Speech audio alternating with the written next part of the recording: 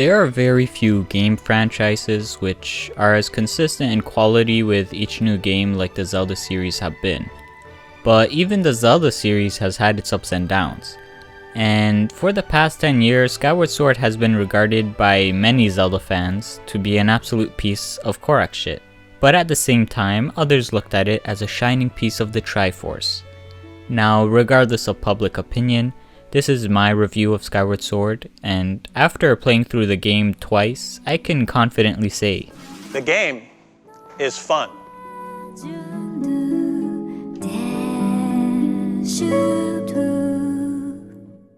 Oh yeah, and spoiler warning.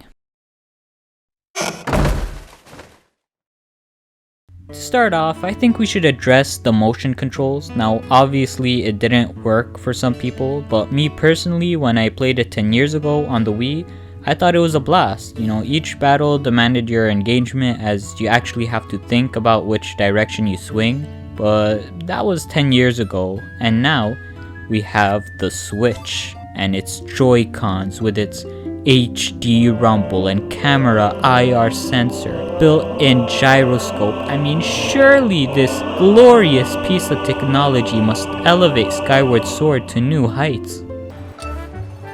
Bruh. Bruh. Bruh. Yeah, somehow they managed to make the motion controls worse than it was 10 years ago. The Wii version had the sensor bar, so you always had to be aiming the Wiimote at the TV, which would keep you calibrated. But on the Switch, you are constantly having to press Y to recalibrate every time you need motion controls, which is pretty much all the time in this game. Now, true recalibrating is as easy as pressing a button, but it's an extra button that you have to press every time you need motion controls. Even as a person who usually enjoys using motion controls, I actually favored the button controls more, and holy is this game easier with the button controls. Swinging the sword is just so much more quicker and accurate. I mean, I just plowed through all the enemies using the right stick. The biggest downside though is that you'll do a lot of unintentional spin attacks, but you eventually get the hang of it. You can also shield bash in this game, which is kinda broken. My defense is impregnable.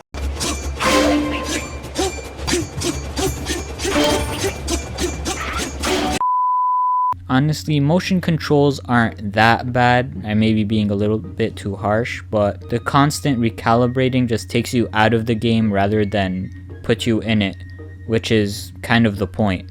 So if you personally don't mind recalibrating every now and then I would definitely recommend you to use the motion controls.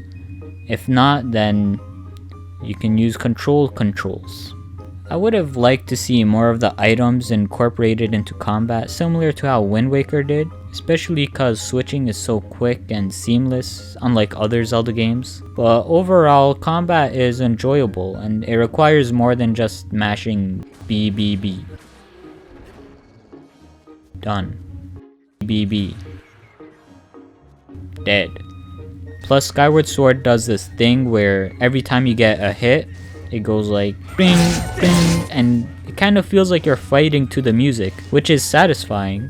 Speaking of which, this is probably a good time to talk about the music, and well, this is a Zelda game, so of course it's gonna have some bangers. Ballad of the Goddess and Feast Farewell especially made me want to just stop playing and vibe for a second. But unlike other Zelda games, I find the music has an ancient, legendary vibe to it, which is befitting considering it's the origin story for Zelda games.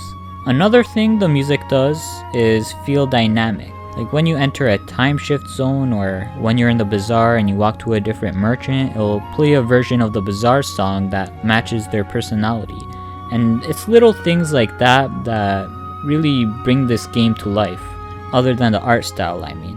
Which the art style feels like a perfect mix of Wind Waker's cartoony style and Twilight's mature style. Plus the background always looks like a water painting, and the characters, they look disturbing, but it's still lovable. Also, the lighting in this game seems to always fit the mood and atmosphere of what's going on in the game. Moving on, let's talk about the dungeons. The dungeons are good. There are just so many set pieces that make each dungeon so memorable, like the Indiana Jones type rolling boulder, or Ancient Cisterns Underground, or fighting the pirate captain, or even jumping off a cliff. You know, it's just to name a few. The Skykeep is to this day my favorite Zelda dungeon of all time. Not only because of what the dungeon represents, you know, it's testing your courage, wisdom, and power, so you could get the Triforce, but also because it feels like they really built upon previous ideas in other dungeons and made them better, and it felt like the finale of a Zelda game, which is exactly what I want from this dungeon. Skyward Sword also made getting to the dungeons in this game feel like you're going through a dungeon, and a lot of people want the overworld to be this wide open world with big fields, but I really don't mind the world having the same linear design as a dungeon.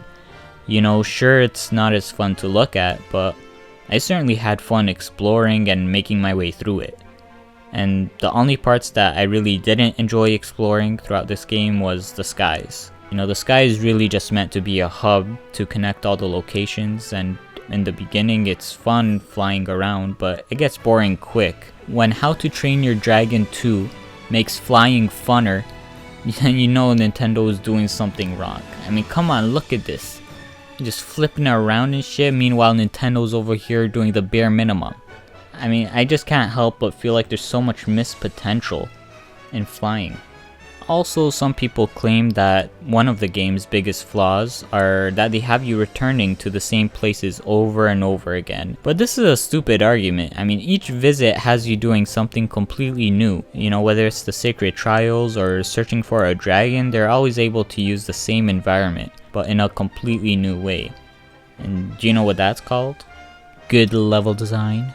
What does get repetitive though are the scrappy side missions, and I don't know if it's because I've already beat them before so I could find the missing items right away, but you do a lot of these and it's just always the same thing. You douse it, find it, call it, scrap it, bop it, and it's definitely the game's lowest points. But what's the highest point though is the story.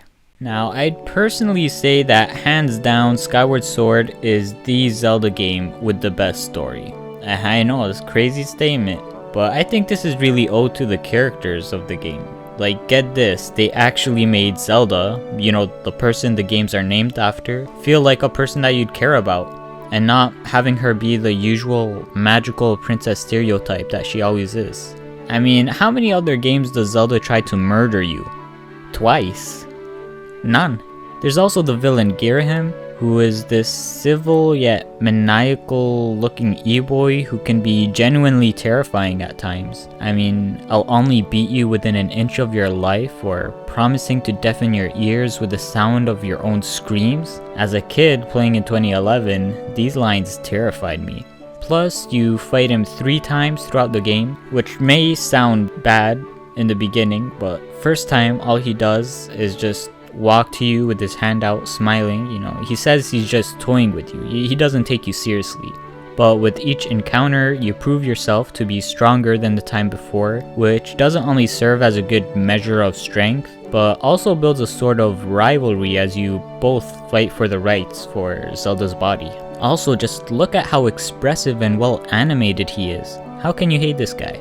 And there's another big baddie in this game, who you also fight 3 times, the Imprisoned. And it's another common piece of criticism that this game gets, but I think each fight with the Imprisoned feels integral to the story and just carrying on that momentum of I need to hurry up and save the world before the Imprisoned breaks free again and wreaks havoc, which honestly so many other Zelda games suffer under.